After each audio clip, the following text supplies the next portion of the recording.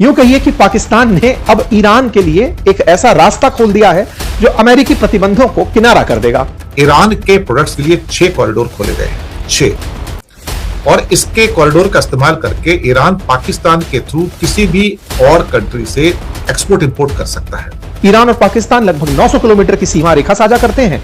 Headline बनती है कि पाकिस्तान के लिए ईरान मित्र के रूप से साबित हुआ है। यह भी कहा जा रहा है कि पाकिस्तान की ओर से कि इस कदम से पाकिस्तान की स्ट्रेटेजिक इंपॉर्टेंस बढ़ेगी और एक ट्रेड कॉरिडोर और लॉजिस्टिक हब बनाने की दिशा में हम आगे बढ़ेंगे। और वो भारत का जो हिस्सा पाकिस्तान अधिकृत कश्मीर में है, उस हिस्से से होकर निकलेंगे तो ये भारत के लिए चुनौतीपूर्ण तो रहेगा ही रहेगा। और पाकिस्तान जियोपॉलिटिकल टेबल पर और स्ट्रांग होकर आएगा कि ईरान का विश्वास प्राप्त करने के लिए पाकिस्तान एक कदम आगे निकल पड़ा। और ऐसा निकला कि अमेरिकी ट्रस्ट तो है ही है, अब ईरानियन ट्रस्ट भी इनके साथ हो जाएगा। पाकिस्तान ने जो खेल खेला कि साहब अगर आप इसको रास्ता नहीं देंगे, अमेरिकी अगर स्ट्रेट ऑफ हॉर्मुज से माल नहीं जाने देंगे तो हमें लैंड के थ्रू रास्ता इसको देना पड़ेगा। ये बिल्कुल वैसे ही है। पाकिस्तान के थ्रू अब बड़ी चुनौती मिल रही है। पाकिस्तान, ईरान के साथ साथ अब चाइना भी, तीनों एक साथ बन जाएंगे तो भारत की सेंट्रल एशिया तक पहुंच जो है वो बाधित होगी। इस पूरी मामले में पाकिस्तान अपने आप को जियोपॉलिटिकल स्टेज में एक सही जगह सेट करने में कामयाब होता है कि अमेरिका को भी उम्मीद है तो पाकिस्तान से, और ईरान को भी उम्मीद है तो पाकिस्तान से। और पाकिस्तान ने अचानक ईरान के लिए अपना लैंड रूट क्यों खोल दिया? इसके अंदर क्या प्रॉब्लम है? कोई प्रेशर है ऊपर से? क्या कुछ ऐसा है जो इस लैंड रूट से चाइना ईरान में पहुंचाना चाहता है? कुछ तो हो सकता है ना, कुछ हो सकता है ना कि चाइनीज शिप्स गवादर पोर्ट पे आएंगे और वहां से चीजों को लेके लैंड रूट से, वहां से ईरान बॉर्डर कोई बहुत ज्यादा दूर नहीं है, उसके 100 किलोमीटर का बॉर्डर है, 100 किलोमीटर दूर बॉर्डर है, तो वहां से कंटेनर्स वहां पे पहुंचा दिए जाएंगे। क्योंकि गवादर पोर्ट तक अगर चाइना के शिप्स आते हैं तो उसको तो कोई रोक ही नहीं सकता ना अमेरिकन नेवी रोक सकती, ना कोई और रोक सकता है। तो पाकिस्तान आ रहे हैं तो कुछ भी हो सकता है। लेकिन ये मसला क्या है, चलिए आज पहले जरा इसी पे बात कर लेते हैं कि पाकिस्तान ने सैंक्शंस के बावजूद ईरान के लिए लैंड कॉरिडोर क्यों खोल दिया है? एग्रीमेंट तो पहले से था। और ये दरअसल क्या है ना कि transit of goods through Pakistan, ये ऑर्डर 2026 का है, जहां पे ईरान के प्रोडक्ट्स के लिए 6 कॉरिडोर खोले गए हैं, 6। और इसके कॉरिडोर का इस्तेमाल करके ईरान पाकिस्तान के थ्रू किसी भी और कंट्री से एक्सपोर्ट इंपोर्ट कर सकता है। ये अपने आप में एक बड़ी इंपॉर्टेंट न्यूज है, इसको हमें इग्नोर नहीं करना है। क्योंकि जो सामान ईरान में पहुंच सकता था चाइना का, खास तौर से चबहार पोर्ट से या बंदर अब्बास से, वो अब वहां पे नहीं पहुंच रहा है। इसका मतलब वो गवादर पोर्ट पे आ सकता है और गवादर पोर्ट से वो सामान फिर इस 6 जो ट्रेड रूट खोले गए हैं लैंड के, उसके द्वारा करीब 900 किलोमीटर का रूट है जो लैंड बॉर्डर है ईरान और पाकिस्तान का। और उसमें 6 जगह तो ऐसी है जहां लीगली जा सकते हैं। वैसे तो लोग आर पार भी जाते रहते हैं, वहां भी कौन सारे 900 किलोमीटर के बॉर्डर को तो कोई मैन कर नहीं सकता ना। और ईरान और पाकिस्तान के बीच में एक बहुत बड़ा व्यापार चलता ही रहता है, वहां के लोग आना जाना लगा रहता है वहां पर।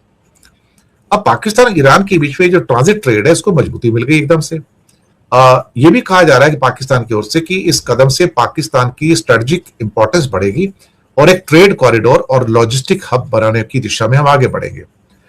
अब यहां पर खासतौर से ईरान के साथ जो ट्रेड कॉरिडोर खोला गया है, ये अपने आप में एक बहुत ही इंपॉर्टेंट, मुझे लगता है कि एक सिलसिला है। क्योंकि हो सकता है चाइना का कुछ प्रेशर हो, मैं ये मान के चलता हूं कि हो सकता है चाइना का प्रेशर हो कि चाइना को कुछ बहुत इंपॉर्टेंट चीजें ईरान में पहुंचानी हो, और चूंकि चबहार पोर्ट और बंदर अब्बास तक चाइनीज शिप्स नहीं जा पा रहे हैं, उसको ब्लॉकेट किया हुआ है, लेकिन फिर यहां से सामान चला जाएगा। इसका मतलब ये हुआ। और ये भी हो सकता है कि बिना शिप के ही जिनजियांग से गवादर का जो सीपेक का रूट है, वहां से चीजें चलेंगी और चल के फिर यहां तक पहुंच जाएंगी, गवादर तक आएंगी और बाद में ये सारे के सारे ईरान को शिफ्ट कर दिए जाएंगे। देखिए, दुनिया में हवा तो चलेगी ना, हवा और पानी के रुख तो कोई नहीं मोड़ सकता ना। लोग भी आएंगे, लोग भी जाएंगे, परिंदे भी आएंगे, परिंदे भी जाएंगे, सामान भी आएगा, सामान भी जाएगा। तो किसी के ब्लॉकेट लगाने से दुनिया रुक तो नहीं जाती है। एक रास्ता बंद करोगे दूसरा रास्ता खुल जाता है। जो इस्लामाबाद डायलॉग चलता आ रहा था, इस इस्लामाबाद डायलॉग में पाकिस्तान जो मध्यस्थ की भूमिका लेकर बड़ा हुआ था, इसी पाकिस्तान का हाथ पकड़ के ईरान ने अमेरिका को एक पटकनी दे दी है। यूं कहिए कि पाकिस्तान ने अब ईरान के लिए एक ऐसा रास्ता खोल दिया है जो अमेरिकी प्रतिबंधों को किनारा कर देगा। आसान भाषा में यह समझिए कि अमेरिका ने ईरान के लिए स्ट्रेट ऑफ हॉर्मुज बंद कर दिया था कि तुम्हें इस रास्ते से नहीं जाने देंगे। कोई बात नहीं, अमेरिका ने ब्लॉकेड खड़े कर दिए कि तुम वहां खड़े रहो, हम यहां खड़े रहेंगे। लेकिन इसी बीच में पाकिस्तान और ईरान के बीच एक गठबंधन होता है।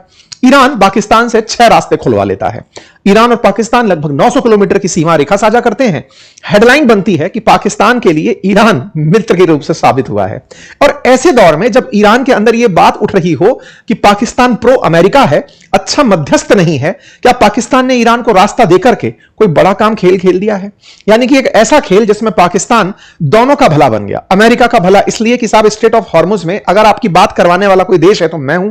वहीं दूसरी तरफ ईरान के लिए कि ईरान वालों तुम्हारे लिए भी देखो मैं कितना अच्छा हूं कि मैं तुम्हारा बहुत हमदर्द बनकर लैंड बॉर्डर यूज करते हुए हॉर्मुज बाईपास करके माल बिकवा दूंगा। खेल तगड़ा है। पाकिस्तान ने ईरान के लिए ग्वादार और कराची बंदरगाहों को खोलने की घोषणा कर दी है। यह खबर बहुत बड़ी खबर मानी जानी चाहिए। पाकिस्तान ने बकायदा transit of goods through Pakistan के नाम से एक ऐसा आदेश जारी कर दिया है जो कि 2026 के लिए 6 कॉरिडोर खोलने का दावा करता है। यानी कि एक तरह से समझिए कि आपके पास ईरान के बंदरगाह तो नहीं होंगे क्योंकि अमेरिका रोक कर बैठा है, लेकिन पाकिस्तान के बंदरगाह होंगे। आप वहां से किसी तीसरे देश के साथ आप माल बेच सकते हैं। पाकिस्तान के साथ ईरान का बॉर्डर साझा होता है। एक तरफ पाकिस्तान के भारत है तो एक तरफ ईरान है। ऐसे में पाकिस्तान के बंदरगाह में ग्वादार और कराची ये इनके सबसे ज्यादा यूज किए जाने वाले बंदरगाह हैं। कराची तो इनका एक तरह का मुंबई पोर्ट जैसा है जहां से ये सबसे ज्यादा ट्रेड करते हैं। तो ये कराची बंदरगाह अब इन्होंने ईरान के लिए खोल दिया है कि ईरान वालों आपके पास रास्ता नहीं है तो आइए हमारा रास्ता लीजिए। अब ये बड़ा सवाल बनता है कि अमेरिका ने ईरान के साथ बातचीत करने के लिए जिस पाकिस्तान को मध्यस्थ बनाया वहां पर उदय होता है पाकिस्तान का। अमेरिका पाकिस्तान में विश्वास दिखाता है। ट्रंप शहबाज शरीफ पर विश्वास दिखाते हैं कि ठीक है भाई, एक काम करो, आप ही बातचीत करवाओ। और इसी के तहत शुरू होती है इस्लामाबाद वार्ता। 11-12 अप्रैल को इसी महीने अब पाकिस्तान की राजधानी इस्लामाबाद में अमेरिकी डेलीगेशन और ईरानी डेलीगेशन इस्लामाबाद पहुंचते हैं। जेडी वेंस भी आते हैं, गालिबाफ भी आते हैं, विदेश मंत्री जो है वो भी आते हैं। इनकी मुलाकात होती है और इस पूरी मुलाकात का सार होता है कि दोनों के बीच समझौता कराया जाए। इस पूरी मामले में पाकिस्तान अपने आप को जियोपॉलिटिकल स्टेज में एक सही जगह सेट करने में कामयाब होता है कि अमेरिका को भी उम्मीद है तो पाकिस्तान से और ईरान को भी उम्मीद है तो पाकिस्तान से। हालांकि पहली बार में यह बातचीत बनी नहीं, यह वार्ता विफल रही। ईरान के साथ वार्ता विफल रही लेकिन उम्मीदें कायम रही। अमेरिका और ईरान दोनों ही पाकिस्तान से उम्मीद लगाए रहे। इतनी उम्मीद कि पाकिस्तान में बीते दिनों, अभी एक दिन पहले ही ईरान के विदेश मंत्री की 2-2 बार यात्रा हो जाती है और उन्हें वो 3 सूत्री कार्यक्रम दे जाते हैं कि अगर आप स्ट्रेट ऑफ हॉर्मुज खुलवा देते हैं तब जाकर हम न्यूक्लियर पर बात करेंगे। सबसे पहले स्ट्रेट ऑफ हॉर्मुज खुलवाइए, हमारा बहुत नुकसान हो रहा है। उधर अमेरिका भी इस बात से परेशान है कि स्ट्रेट ऑफ हॉर्मुज अब वो बात बन चुकी है कि अगर ये नहीं खुला तो उसकी अमेरिकी साख भी गिरने की स्थिति में पहुंचेगी। इन सबके बीच में इन सबसे बात करता हुआ पाकिस्तान अपने लिए एक रास्ता निकाल ले जाता है। आप सोचिए कि ईरान ने अभी कुछ दिन पहले जब पाकिस्तान की यात्रा की थी दोबारा दूसरी बार के लिए, तब अमेरिका की तरफ से रिप्रेजेंटेटिव आ रहे थे। लास्ट मोमेंट पर उनका आना कैंसिल हुआ। ट्रंप ने उन्हें रास्ते से रोक लिया कि मत जाओ। क्यों मत जाओ? क्योंकि ईरान वाले तुमसे मिलना नहीं चाहते। ईरान वाले अपनी शर्तों के साथ पाकिस्तान आए, अपनी बातें रखी। पाकिस्तान के साथ बातचीत में विदेश मंत्री कहकर गए कि हमें क्या चाहिए, अमेरिका को यह सब बात बता देना। इस बीच में ईरान का विश्वास पाकिस्तान में बना रहे, इसके लिए ईरान वालों ने पाकिस्तान को एक ऑफर टिका दिया कि सुनो, हमारा रास्ता बंद है, तुम्हारी जरूरत लगेगी, हमें तुम्हारा लैंड बॉर्डर यूज करते हुए ट्रांसपोर्ट करना है। भाई साहब, इस बात को पाकिस्तानियों ने अमेरिकियों के सामने रखा या नहीं रखा नहीं पता, लेकिन यह तय है कि ईरान का विश्वास प्राप्त करने के लिए पाकिस्तान एक कदम आगे निकल पड़ा। और ऐसा निकला कि अमेरिकी ट्रस्ट तो है ही है, अब ईरानियन ट्रस्ट भी इनके साथ हो जाएगा। और ईरानियन ट्रस्ट इस बात का कि जिस जनरल को अमेरिका अप्रिशिएट करते रहे, उस जनरल ने पूरी तरह अमेरिकी स्क्रिप्ट फॉलो करते हुए ईरान का साथ दे दिया। यह अमेरिका का पहले भी एक बड़ा डर था। पिछली बार जब कहा गया कि जेडी वेंस दूसरी बार क्यों नहीं आए, तो बोले आसिम मुनीर जो हैं वो ईरान के काफी ज्यादा पक्षधर हैं। बोले ऐसा ना हो कि यह आदमी सुपारी ले ले और अमेरिका के लिए एक बहुत बड़ा डेंट साबित हो। लेकिन इस पूरे डेंट को शायद अमेरिका अब इस तरह से देखे कि देखो पाकिस्तान फिर से खेल खेल गया। और पाकिस्तान ने ऐसा खेल खेला ईरान के साथ कि अपने पुराने सारे पाप माफ करा लिए। बीच में कुछ दिन पिछले साल पाकिस्तान ने ट्रेड कॉरिडोर खोल दिए हैं ईरान के लिए और कहा है कि आप हमारे पोर्ट्स का इस्तेमाल करिए अपना माल दूसरे देशों को बेचने के लिए, और हम आपकी जगह का इस्तेमाल करेंगे सेंट्रल एशिया किया जाने के लिए। मतलब इस समय पर पाकिस्तान मोस्ट बेनिफिट में कंट्री निकलकर बाहर आता हुआ दिख रहा है। और उसने ईरान के साथ में जो डील की है, उस डील को मैं आपको समझा दूं तो वो डील इतनी है कि ईरान अब इस स्ट्रेट ऑफ हॉर्मुज पर शायद सामान के लिए निर्भर ना रहे। अब ऐसे समझिए, स्टेट ऑफ हॉर्मुज असल मायने में सबकी जरूरत है। तेल बेचना ईरान की मजबूरी है, उसके बिना अर्थव्यवस्था चले नहीं। $500 मिलियन का पर डे का उसका ट्रेड है ईरान का। अगर उस ट्रेड को उसको बरकरार रखना है तो यह रास्ता खुले होना जरूरी है। लेकिन इसके बावजूद भी दवाइयां हैं, केमिकल्स हैं, भोजन के लिए अनाज है, इन सब का भी तो आना जरूरी है। अमेरिका अगर ब्लॉकेड बनाकर बैठ गया तो यह तो ईरान पूरी तरह लैंडलॉक कंट्री बन गया, मतलब इसका किसी देश के साथ व्यापार ही नहीं हो सकता। ऐसे में व्यापार के लिए ईरान का साथ पाकिस्तान ने देकर यूएन के एक क्लॉज का फायदा उठा लिया। यूएन का क्लॉज कहता है कि चाहे दुनिया किसी देश को कितना ही प्रतिबंधित कर दे, लेकिन अगर वो लैंडलॉक कंट्री है तो आप उसकी मदद कर सकते हैं, आप पर कोई प्रतिबंध लागू नहीं होगा। पाकिस्तान ने जो खेल खेला कि साहब अगर आप इसको रास्ता नहीं देंगे, अमेरिकी अगर स्टेट ऑफ हॉर्मुज से माल नहीं जाने देंगे तो हमें लैंड के थ्रू रास्ता इसको देना पड़ेगा। यह बिल्कुल वैसे ही है जैसे गाजा इजिप्ट से होकर के माल बेचता है क्योंकि इजराइल ने उसको पूरी तरह पानी में घेर रखा है। बिल्कुल वैसे ही अमेरिका ने ईरान को घेर दिया तो अब पाकिस्तान से होते हुए यह सामान बेचने की स्थिति में होंगे। और पाकिस्तान से बेचने के लिए चीन द्वारा बनाया हुआ गाद्वार पोर्ट यूज करेंगे और कराची बंदरगाह यूज करेंगे। पाकिस्तान का यह जो पूरा खेल खेला गया है, इसके पीछे का बड़ा तर्क यह है कि इसे इस तरह से रास्ता देकर ना केवल ईरान का भला बना जाएगा, आने वाले समय में ईरान से सस्ता तेल भी खरीदा जाएगा क्योंकि चाइना ईरान से सस्ता तेल पहले से ही खरीदता आया है। आपको याद होगा कि पाकिस्तान के माध्यम से होते हुए जो चाइना पाकिस्तान इकोनॉमिक कॉरिडोर बना रखा है चीनी लोगों ने, जो कि भारत के पाकिस्तान ऑक्यूपाइड कश्मीर वाले क्षेत्र से होकर गुजरता है। और जब यह भारत के क्षेत्र से होकर गुजरता है, भारत इसी बात पर तो प्रतिक्रिया देता है। अब विचार करिए कि आने वाले समय में ईरान अपना पूरा की पूरा, यहां से 909 किलोमीटर के आसपास बॉर्डर पाकिस्तान से साझा होता है। ईरान से यहां से माल आएगा ग्वादार पोर्ट पर और ग्वादार पोर्ट से होते हुए पाकिस्तान के थ्रू चाइना के शिनजियांग प्रोविंस में आसानी से माल चला जाएगा।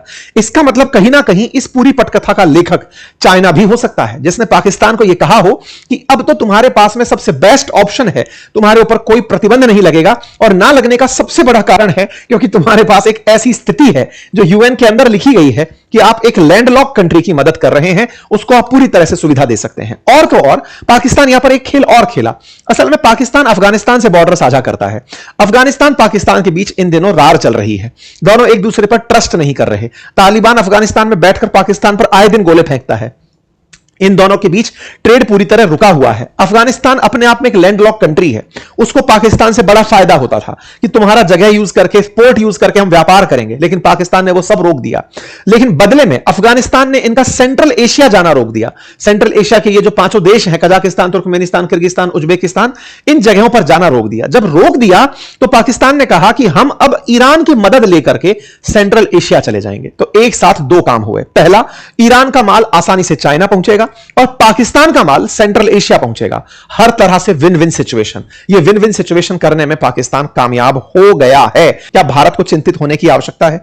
क्योंकि पाकिस्तान एक बड़ा ट्रेड हब बन जाएगा। जब वो ट्रेड हब बनेगा तो चीनियों के लिए भी व्यापार के एक रास्ते खुलेंगे, क्योंकि ग्वादार पोर्ट से होकर के चीनी और ज्यादा सीपैक के माध्यम से सामान लेकर जाएंगे। और वो भारत का जो हिस्सा पाकिस्तान अधिकृत कश्मीर में है, उस हिस्से से होकर निकलेंगे तो ये भारत के लिए चुनौतीपूर्ण तो रहेगा ही रहेगा। और पाकिस्तान जियोपॉलिटिकल टेबल पर और स्ट्रांग होकर आएगा। ये भारत के लिए निश्चित ही चुनौतीपूर्ण है, क्योंकि भारत को जियोपॉलिटिकल स्टेज में पाकिस्तान के थ्रू अब बड़ी चुनौती मिल रही है।